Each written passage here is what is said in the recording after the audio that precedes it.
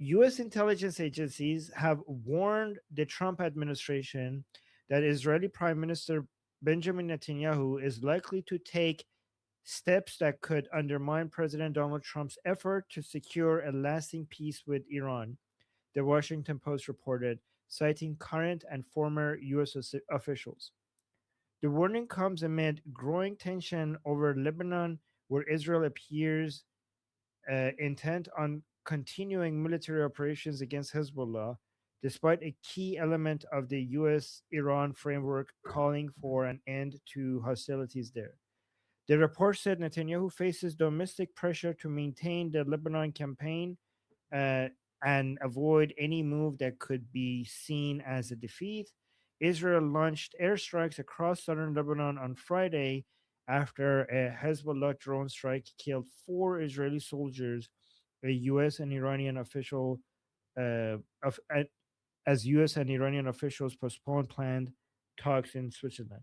So I don't know what this U.S. intelligence, if it's true or not, but the framing of this is retarded, in my opinion.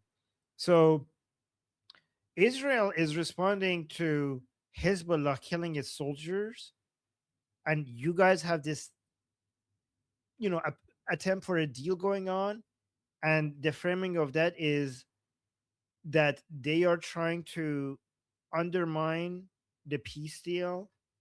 They're responding to people killing their civilians and killing their soldiers.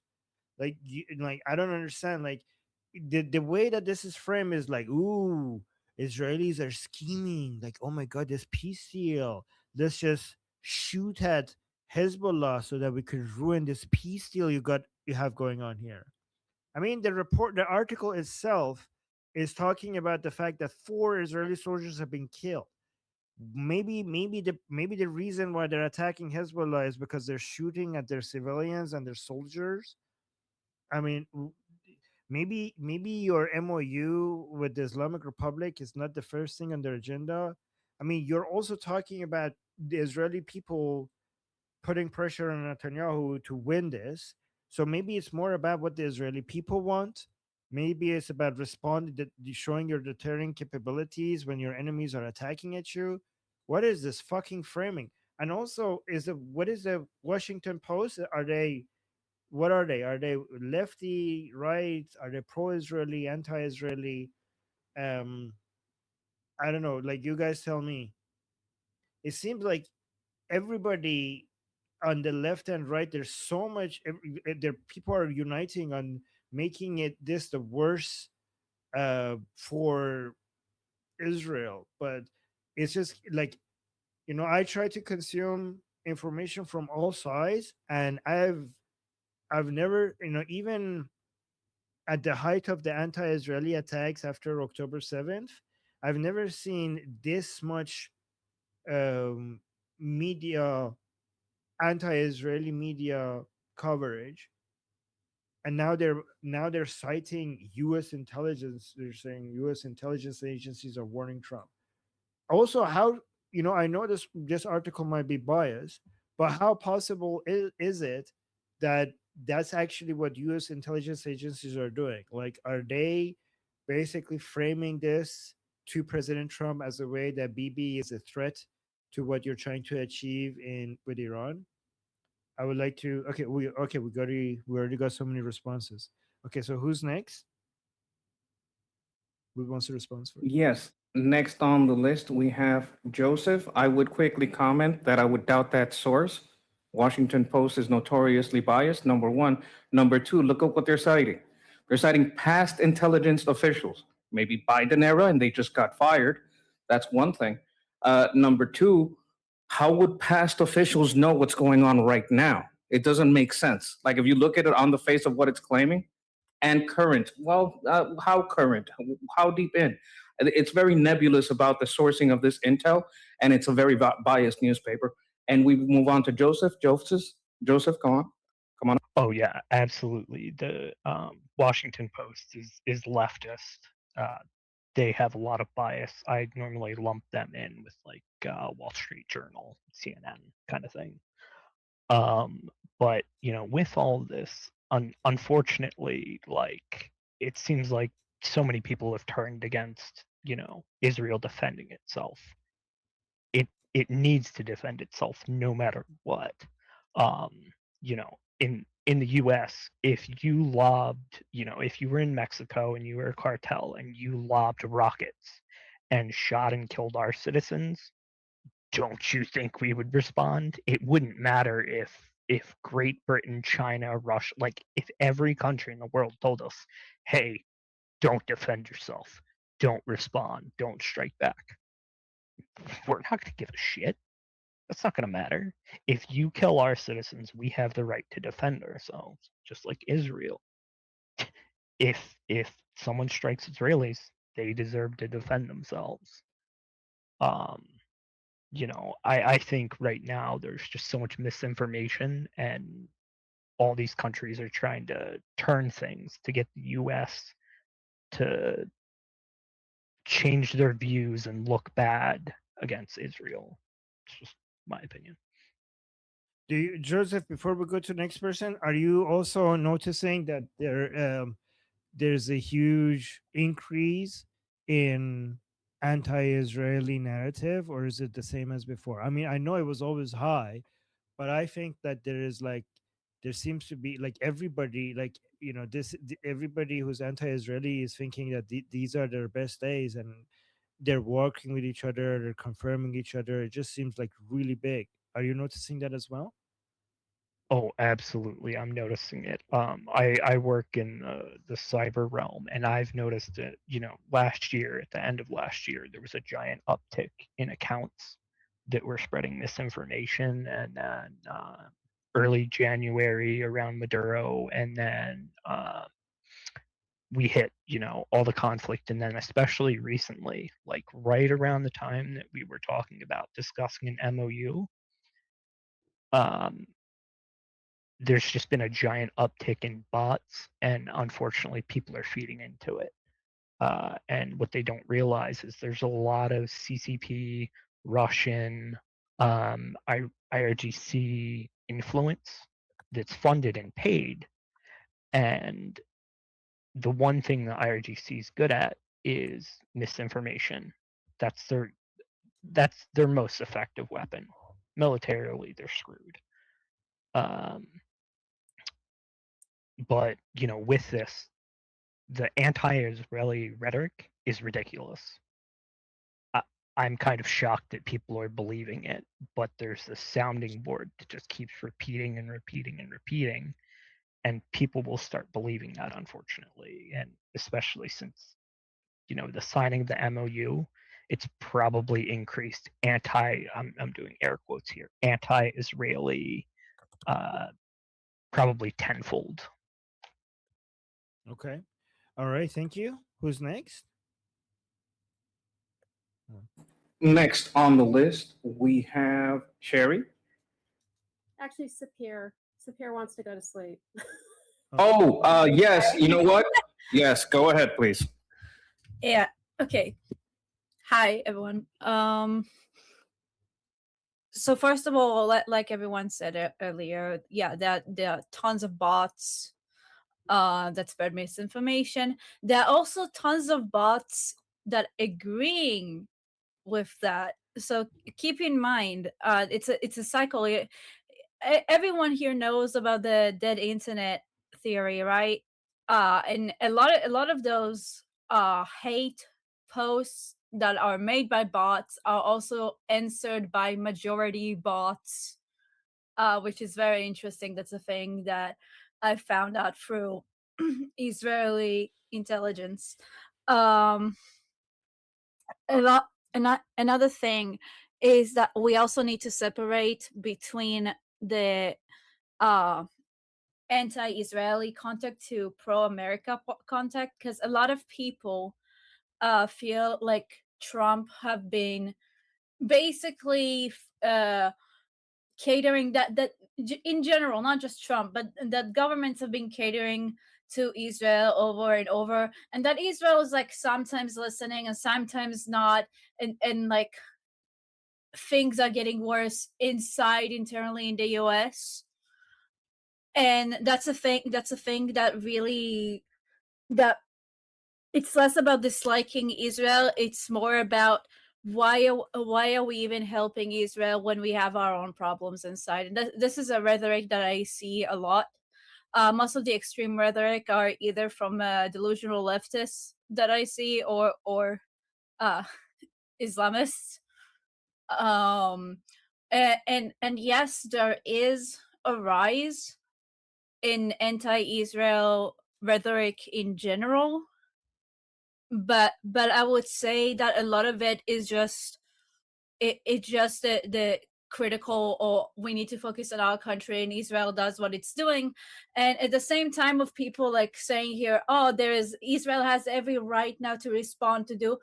Yes, technically, but the world is not work on fair or what's right or what's wrong. Israel in the end is a sort of extension, a proxy of the US, you might say. And I will say it. We are basically the beacon of the West in the Middle East, and because of that, yes, yeah, sure. It would be fair for us to respond and do what we want to do and what we deserve to do, but in the end, we still need to kind of go back and forth uh to feel the agenda of the West, because in the end, and I want to remind people that it's beyond just Israel and Iran and Hezbollah.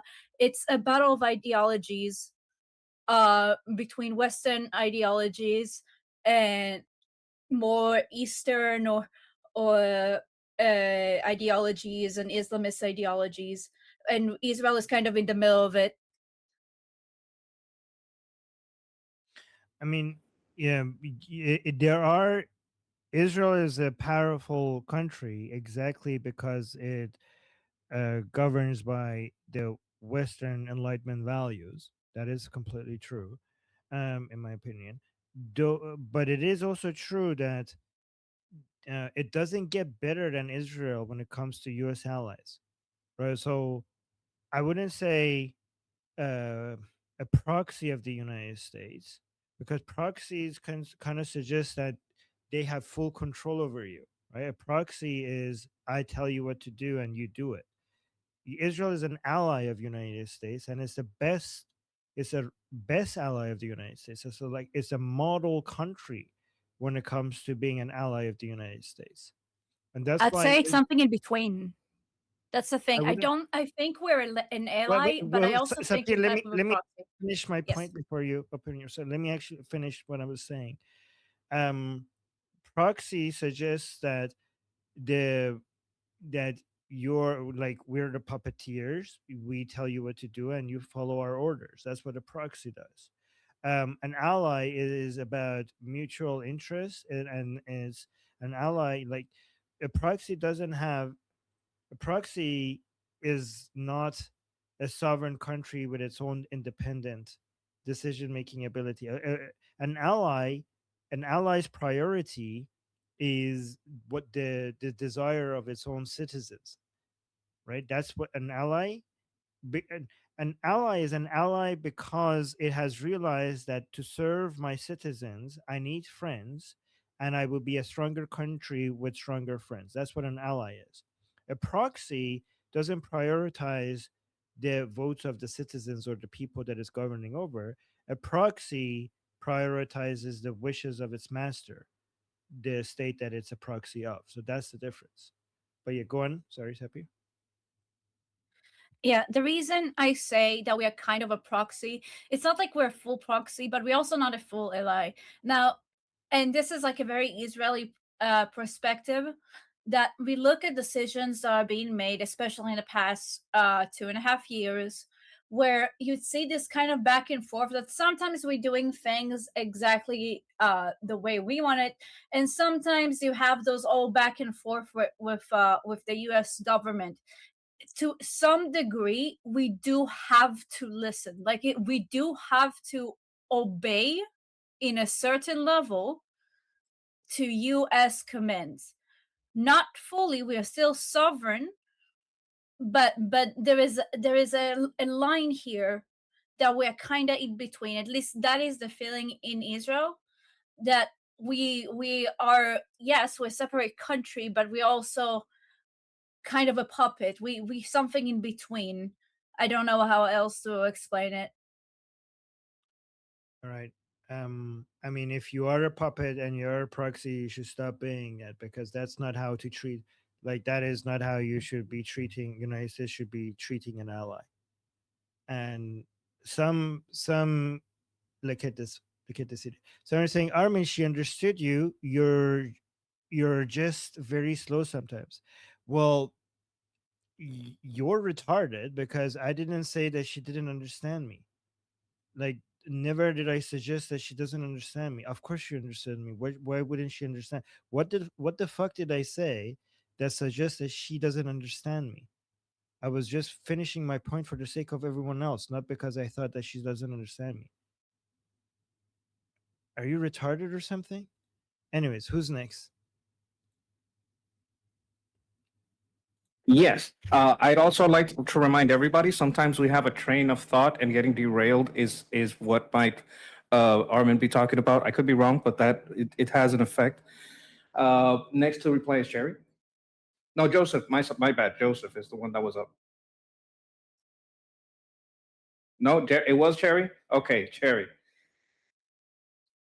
You go ahead and go to sleep, Sapira. Glad to know you're okay. Love you, I Sapir. think so. Oh, sorry. It's okay, Armin. Go ahead. No, I was just saying love you, Sapir. That's all. So go and Sherry. No, I love you too. See ya, guys. Good night. Good night. I think Sapira did a good job of distinguishing the two. I see it a little differently on her wording, but I think she did a good job, and I'm glad she got to share that. Also, I just wanted to Washington Post. Y'all have already covered that. That's clickbait, ridiculous nonsense. Exactly with what Armin was saying. And I think Rubio also had said it. He said, if somebody's bombing you, it's stupid not to respond. I have also seen an uptick in anti-Israel increase, of course, after October 7th, but then also again since Trump, Orange Man Bad, has decided to go do something everybody else has talked about doing but isn't doing, and that's getting rid of this terrorist regime in Iran. But I also had a question, and I don't know that anybody has, and I hope, Armin, you can answer this for me, maybe Jeff, somebody here. Why is it that all we talk about in Lebanon is Hezbollah, the terrorist organization, but nobody ever talks about the responsibility of the government of Lebanon to take care of their terrorist organization? Why? I mean, what the hell is that? I love Israel and United States working together. There's no way, in shape or form, they should be putting up with this. But nobody ever talks about what the government of Lebanon, and what their responsibility is in getting rid of or taking care of the own terrorist regime in their own country. Well, there's a simple answer to that, because they are weak. They don't have a proper military. Their military is pathetically weak relative to Hezbollah. I think every Hezbollah soldier gets paid, what is it, 3 times or 4 times the amount of the Lebanese military, because they get the Iranian oil money paid to them. I think Jeffrey will have the numbers, but they get paid so much more. They have so much more equipment. They're more ideological. Like, the Lebanese army has no chance compared to relative to Hezbollah's army. Like, the biggest military in Lebanon is Hezbollah, not the Lebanese government military, and by a huge margin. Like, the Lebanese army doesn't even come close to Hezbollah's military power, not even like remotely close. So the only thing the Lebanese government could do is like, hey, Hezbollah, give us your weapon. And Hezbollah is like, nah.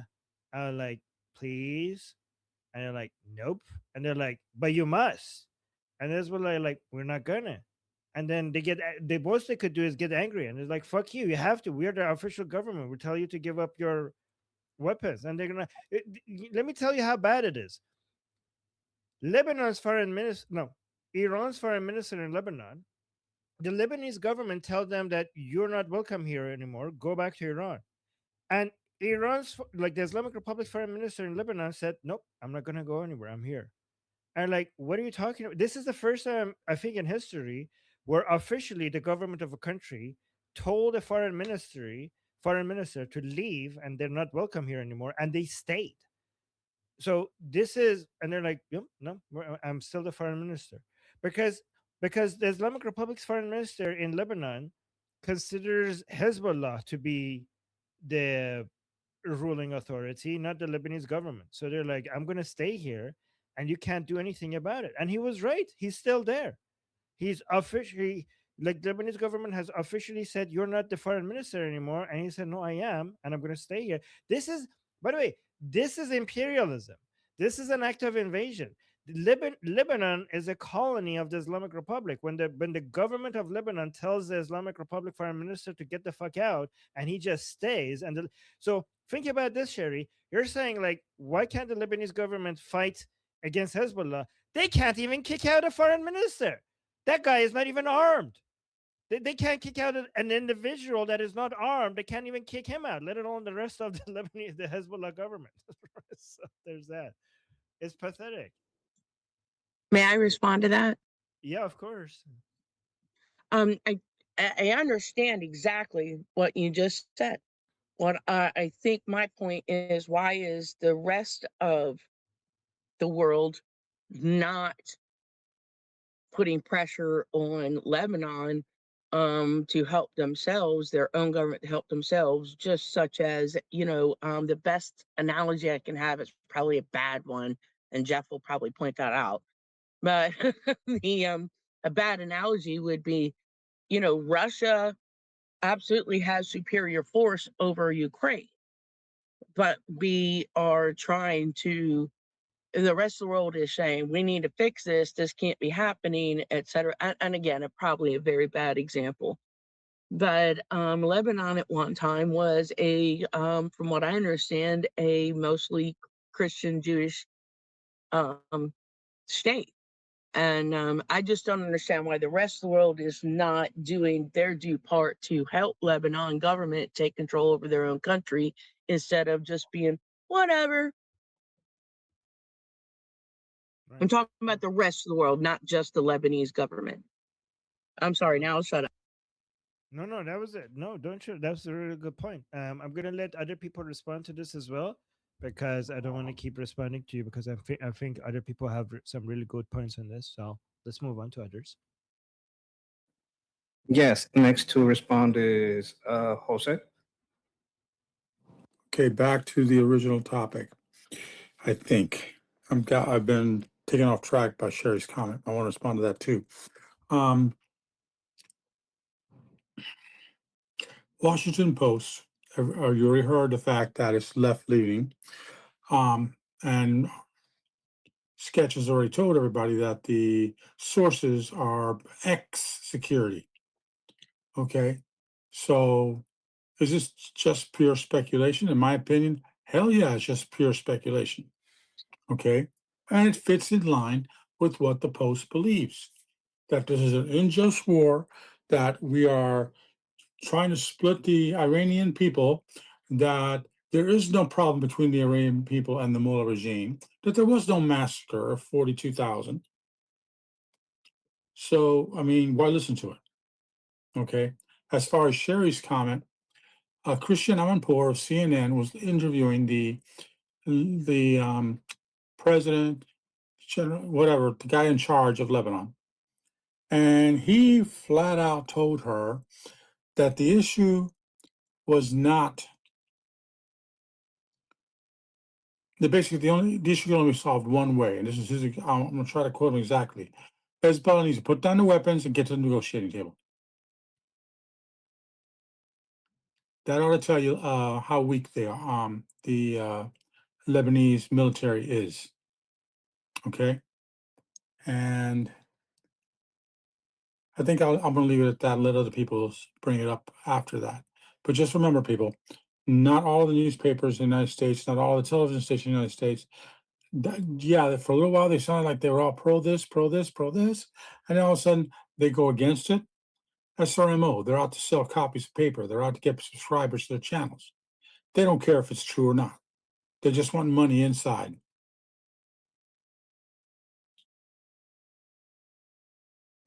Okay. All right, next on the list, we have Ramens. Ramens, go ahead, please. What's up? Can you hear me? Yes.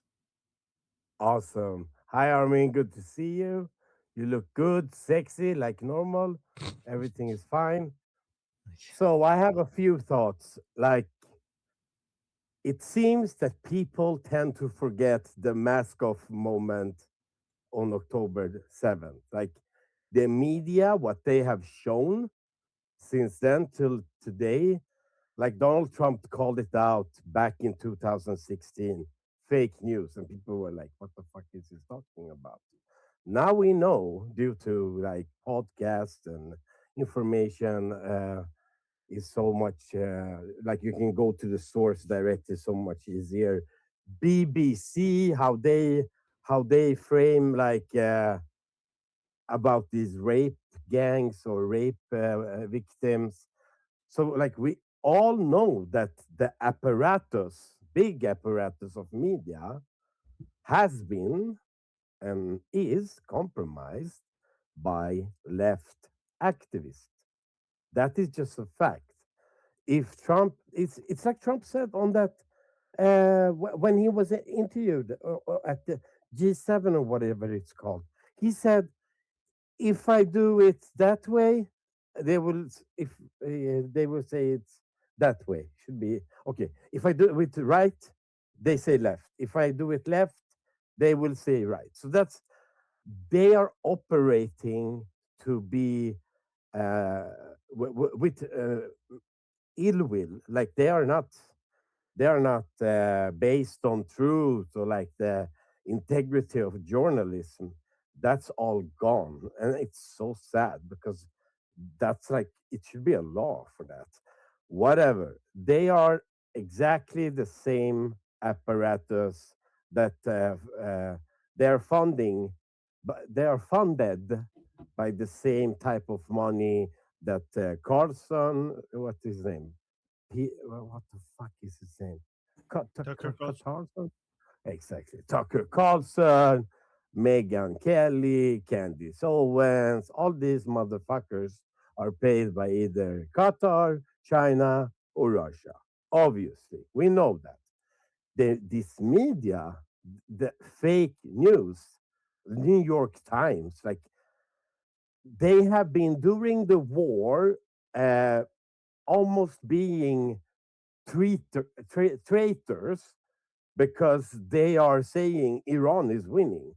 They are like taking what the Islamic Republic of Iran is stating, and they take that as a source from terrorists. So like it's so disgusting, and we shouldn't even take it seriously. Like, what are we doing here? Why are we even taking that seriously? And I have also a comment about the proxy claim because I don't think. First of all, I respect a lot of what you said and agree with a lot of what you said, but you are not representing all of Israelis, and they are not sharing that they are like a proxy to United States because like literally they are an ally and it's defined by like they're working cooperatively based on like mutual agreements, alignments, interests. Both parties retain full autonomy, share risks and rewards symmetrically, and act out of long-term strategic alignment. Where there is a proxy, they are subordinated agent and funded and controlled by a principal party to achieve specific objects indirectly. So it's a different setup on the fundamental architecture behind the word proxy and the word ally. So I believe we should be very careful with what words we are using in this context because they are different things. So I just wanted to say that, and I love you all, and I love you, and fuck you, and yeah.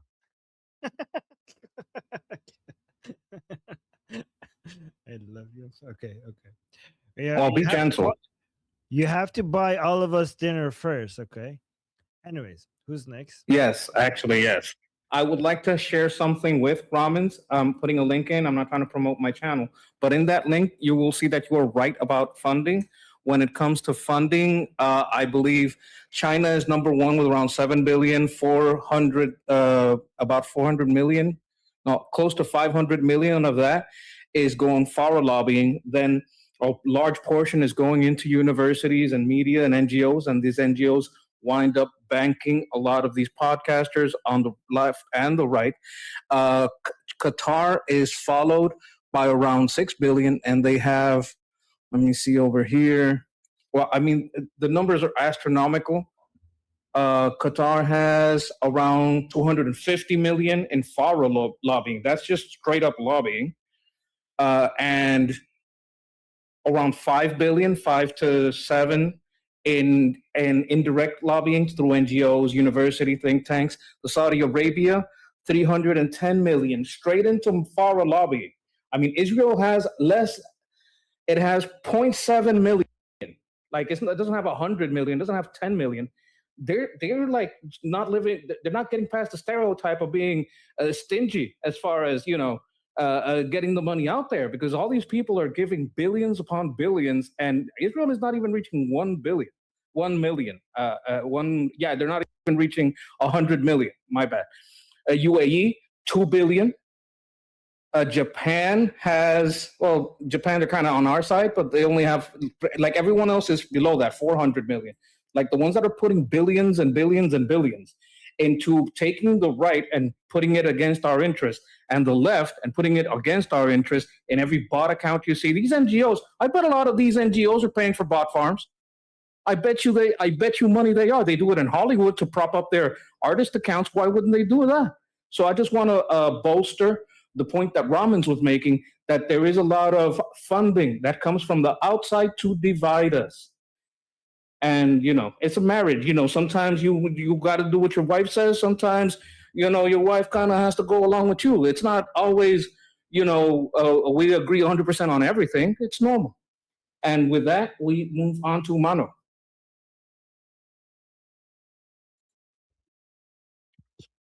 Cool. Thanks, everyone.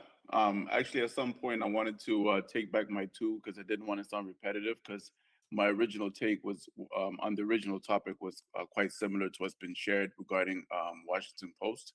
I was just going to share that, my view is, you know, anybody with the brain could just tell that, Israel was eventually going to be attacked by Hezbollah, and they were gonna, and by responding, the media was gonna reframe it differently, even CIA's input. But otherwise, I thought I'd just share my perspective on, the reactions of my community to the conflict in general and how they regard Israel. So I'm from a southern African country, but I do live in New Jersey. So for myself, just from a propaganda war perspective, um, like my pro-Israel stance, my conservative pro-right stance is extremely unpopular in my community, right? Because most of the people in my community tend to just adopt very simplified narratives.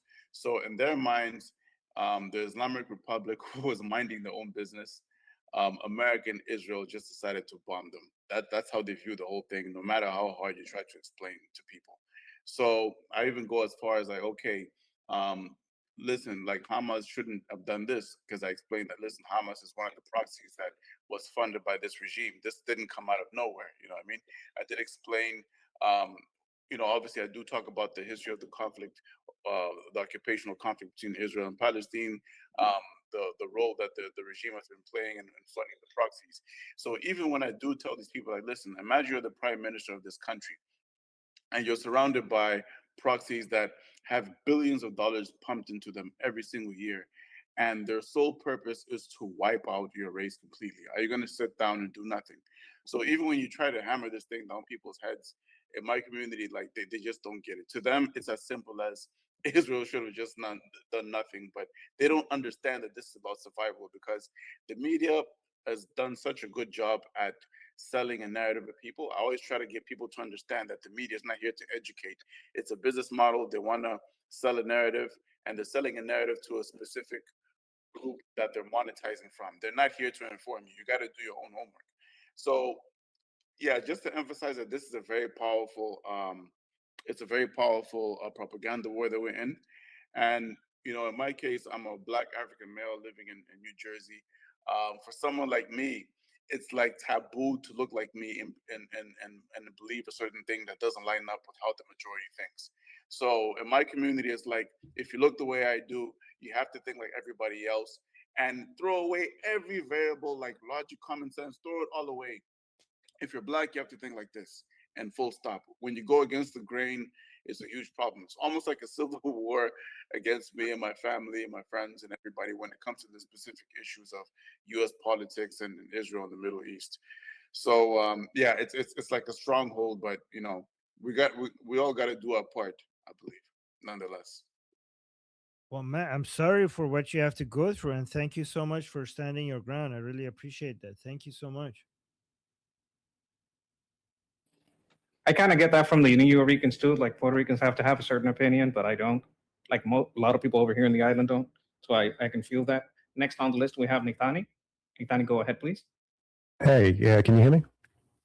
Yes. Yes, sir. Great. So yeah, I mean, I agree with a lot of what Mario said, and actually, I kind of had some similar things to say in mind, but I'll try to steer around it and just endorse his thoughts. But you know, on whether the Washington Post report is true, I mean, I think it's pretty easy to round up a handful of intelligence agents to throw dirt at Israel. I mean, I just think about let's say, you know, John Kiriakou, Edward Snowden, Sean Ryan, and like Joe Kent's best buddy who's still in the fold. And you know, you can get quotes from those people, and then you know that particular line about current and former intelligence officials um, could be, you know, could be technically accurate. And I could say that, like, there could be, I believe that there could be you know, a handful of intelligence officials who even, you know, believe the sort of the worst, you know, the worst about Israel. And that wouldn't prevent it from still being an op. Like those there, I know that there are, or at least I have the sense that there are former intelligence officials who are at least in practice anti-American. I think that overall the article suffers from what most coverage of Israel suffers from, which is lies of omission and the kind of uncritical rubber stamping of anti-Israel propaganda. I think that they imply and allow their consumers to believe that Israeli actions are gratuitous temper tantrums, and they almost completely ignore the security challenges that Israel faces. So it's like, I mean, this is just seems to be like the mainstream consensus about Israel is very much, I think, is very much colored by this this very uneven approach to what's going on there. I think that unfortunately Israel has become a kind of a casualty of the long march through the institutions, and support for Israel needs to be kind of built from the ground up. I think that this group here is part of the solution, and I'm very grateful for you all for, you know, participating in that. But yeah, it does feel like the tenor around Israel is so toxic and so full of bullshit that it almost feels like we've lost a generation. I'm very sad about that, but we still have to keep fighting. And as for Israel, I'm definitely nervous about the American alliance fraying. and the impact of the information war. But if I was forced to choose, I'd still take a military strategic success over a PR one. So I think that Israel has to endure all the hate, and has to endure all the lies and all the propaganda, and has to stay alive. And as friends of Israel, it's our job to sort of help to figure out how we're going to build up that support, and to network with like-minded people around the world. Thank you. That was very well Uh, said. I agree. I like that very much. I also hate the Frankfurt School of Cultural Marxism and their long march through the institutions. Terrible thing. Next up on the list, we have Charles. I mean, I liked all the other points too. Charles, step up ahead, please. It's Jeffrey. Hello, can you hear me? Sorry. Oh, I'm Can you sorry. guys hear me? I'm sorry, Jeff. Jeffrey, if you want to go, you can go, Matt. You go first, brother. I'll go after you.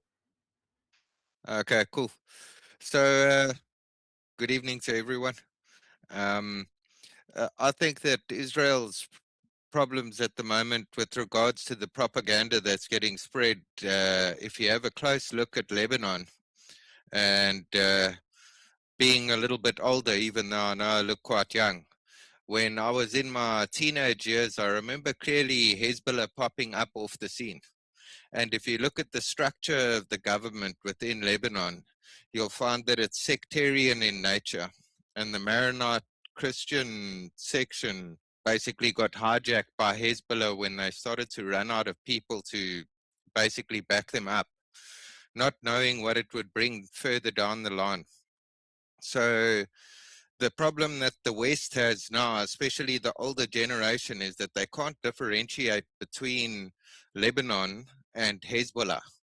So you find that a lot of people are saying Lebanon has a right to defend itself, but they don't understand that the Lebanese government is asking Israel to help them to get rid of Hezbollah.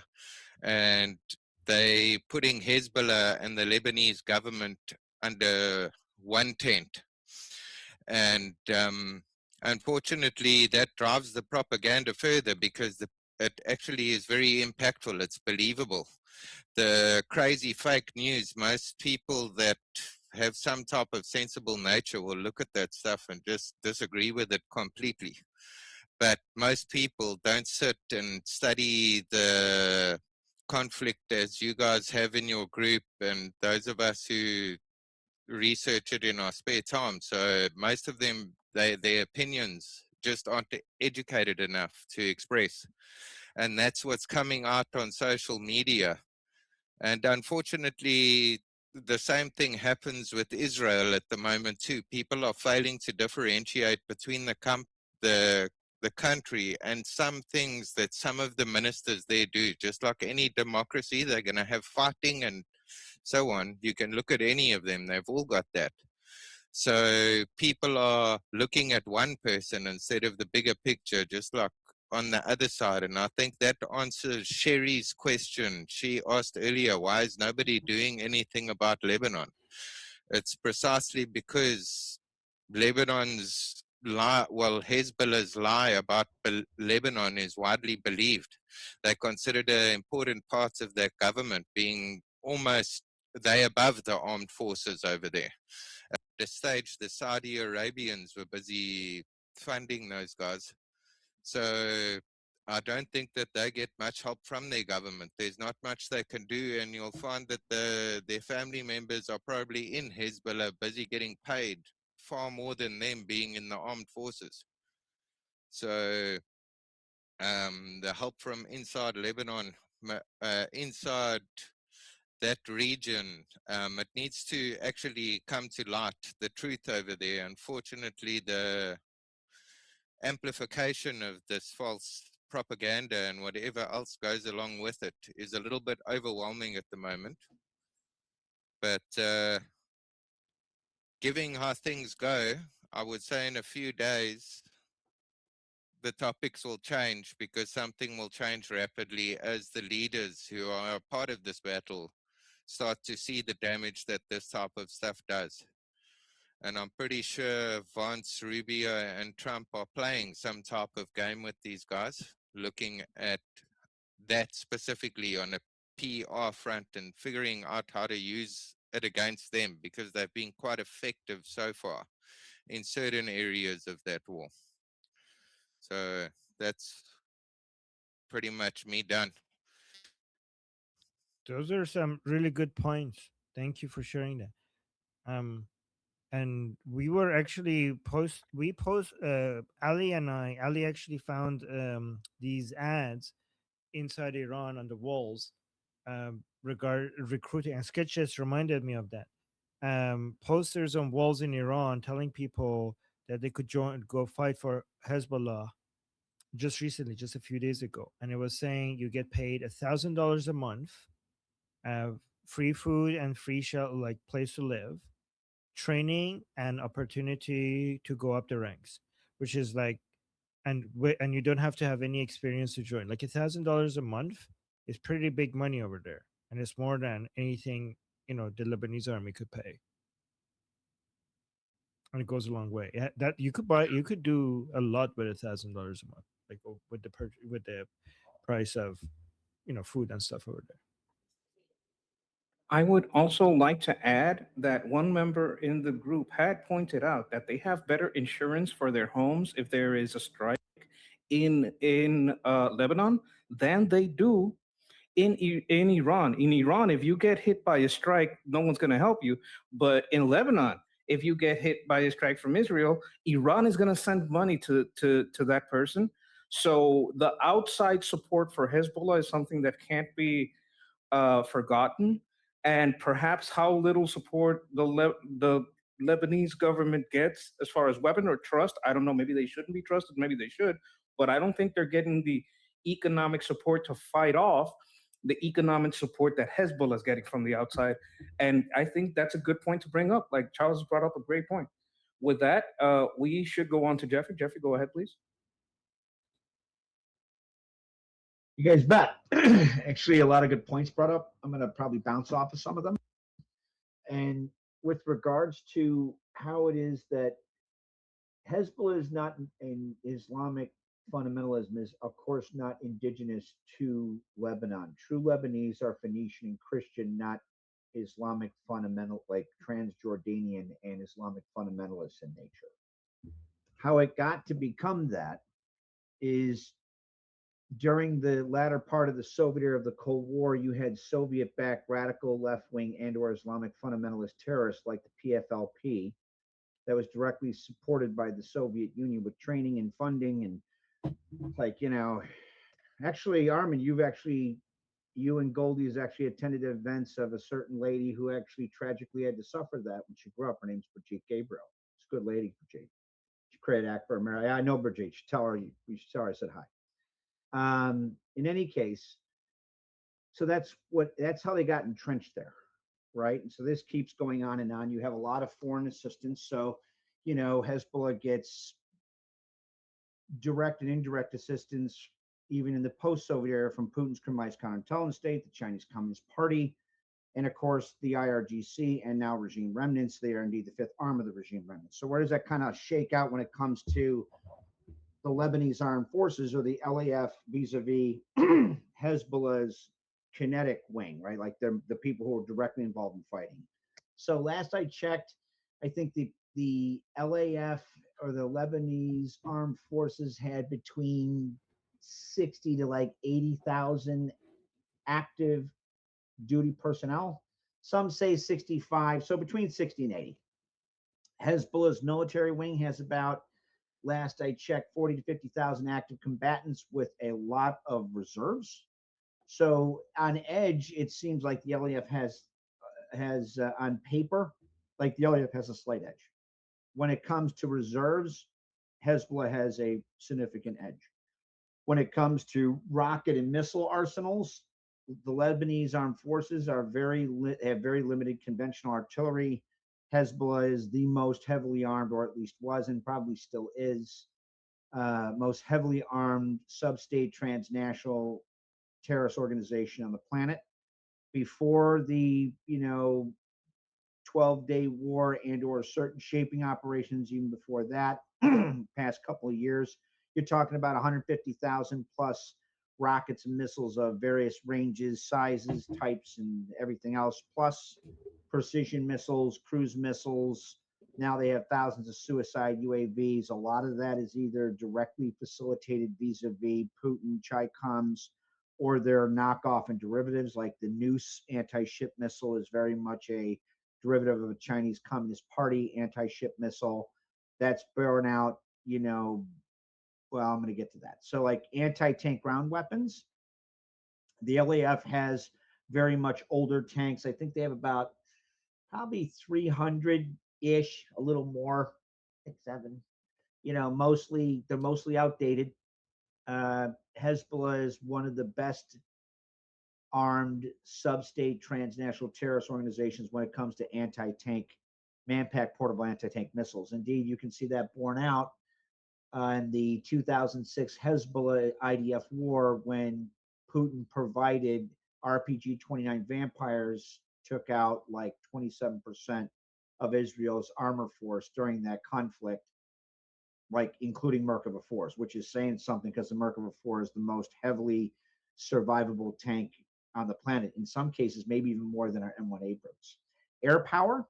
So like in drones, again, the LAF has like an outdated Air Force. They have dozens of light aircraft. Hezbollah has limited traditional air defense. They have very strong UAV capability because that's where everybody's going. So Hezbollah has the edge there. When it comes to training and doctrine, this is also particular when it comes to leveraging, say, friendly forces inside, regime remnant occupied Iran, Artesh versus, say, Besiege and IRGC whack jobs. So LAF, right, very much conventional infantry focused, multi kind of sectarian. Hezbollah, very much hybrid guerrilla plus conventional. They're very excellent at concealment, terrain use, ambushes. They very much have an edge there, particularly as it defines conflict in in Lebanon. Funding, like LAF gets low national defense budget. Sketch had mentioned this, so did Armin, very readily so. They're heavily reliant on U.S. and foreign aid. I'm going to get to that in a minute. Hezbollah gets quite a bit of funding, as Armin very rightly pointed out, like over $1 billion in 2025. So Hezbollah has a lot of advantages operationally because of their backing. When it comes to training,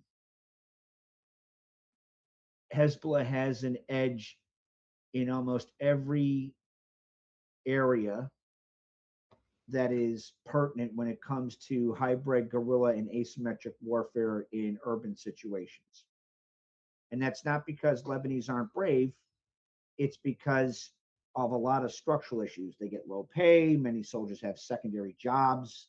There's political interference, all this other shit. So, yeah, we provide the LAF some support. It's true. I think they've received, give me a little rope here, maybe about $3 billion since 2006. I mean, Hezbollah got $1 billion in 1 year alone. So these are like all these different challenges that are facing like the Lebanese government and armed forces from ejecting, Hezbollah. So, I mean, there's like a lot of it's not easy. It's really not easy. They need assistance, which is why Armin and others very much accurately have stated there's a reason true Lebanese are very happy about and actively ask for the IDF's involvement in Lebanon, because they had these monsters that have injected themselves and preying on Lebanese citizens for 50 fucking years that are very much significantly backed by very powerful foreign patrons, right? Putin's Russia, Chaicoms, IRGC remnants, shake a stick, you'll hit an asshole. Used to be Assad's Alawite regime. Yeah. So, I mean, it's not unreasonable to ask, well, why can't Lebanon handle it? Yes, Lebanese government has some corruption to it, to be sure. There's structural issues there. This is not like there's a reason that IDF is operating in Lebanon. And if it were up to me, actually, we kind of pushed up the chain like policies to defang Hezbollah. I posted that, some of that in the after show, right? It's not recorded. There's a reason that was pushed up the chain. They have to, I mean, they got to go. So anyway, I just kind of figured I'd give you a quick rundown, maybe not so quick, to kind of provide maybe a toolbox and a flashlight to help, see why it is Armin very rightly and others posted and stated what they did. All right, guys, we do need to. We are on this topic for 1 hour, and there are other topics as well. I think we should put a time limit per topic. I don't know if we could do that. But how many people are left for the response for this topic?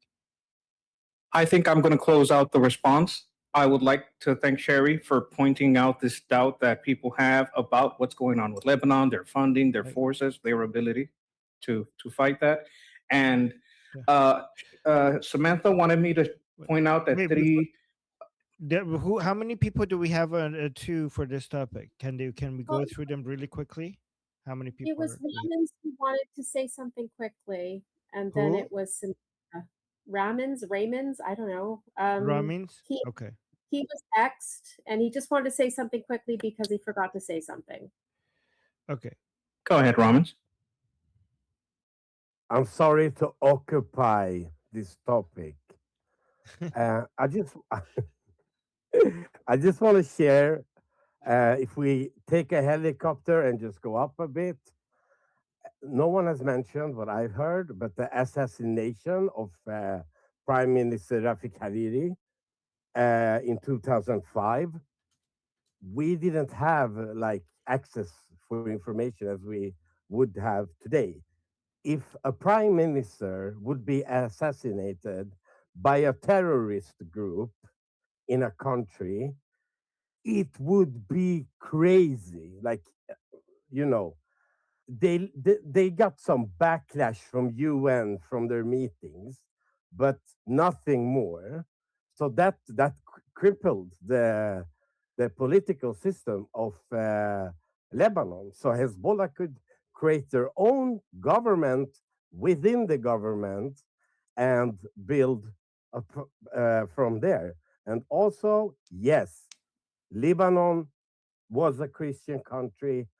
There's still many Christians there that they are in similar situation that Iranians are, but I don't know why I don't hear so many protesters from Lebanon now when they have a chance for the first time since they got occupied to become free. So like I really don't get that.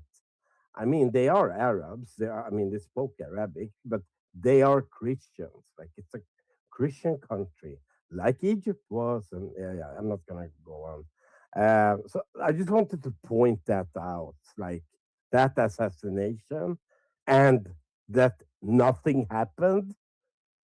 No one attacked Hezbollah or something. That is also a big factor. I just wanted to add that. Sorry. I'm also sorry. The chat is acting funny for me. I think school is having some issues today. I didn't see that other two from you. And the last thing I was going to say was just to read off some names. These are the latest victims of this war. This is from the Israeli side, Lieutenant Colonel Dor Gedelia Ben Simon, 32, young person, Staff Sergeant Yoav Klein, 21. This is also a very young person. Sergeant First Class Nir Ben Ari, 21 years old. So, we have lost people in the Iran war. Jewish people have been losing in this latest engagement. We have all lost people to the IRGC and their proxies for a very long time. So in this, we should have a certain unity. And I appreciate for Samantha for pointing out that, yeah, we're all losing lives here. and we should be a united front against the IRGC and their proxies. My name is Armin Navabi. I'm an Iranian political analyst with decades of experience fighting the Islamic regime inside and outside of Iran. Make sure you follow me for more, and also make sure you join our discussion group. I'm there almost every single day. Come talk to me there and the rest of the people there in our group calls. It's a great place to meet and talk to people who like talking about politics. The link is in the description and or in the bio. You could also get there by scanning the QR code on the screen. See you there.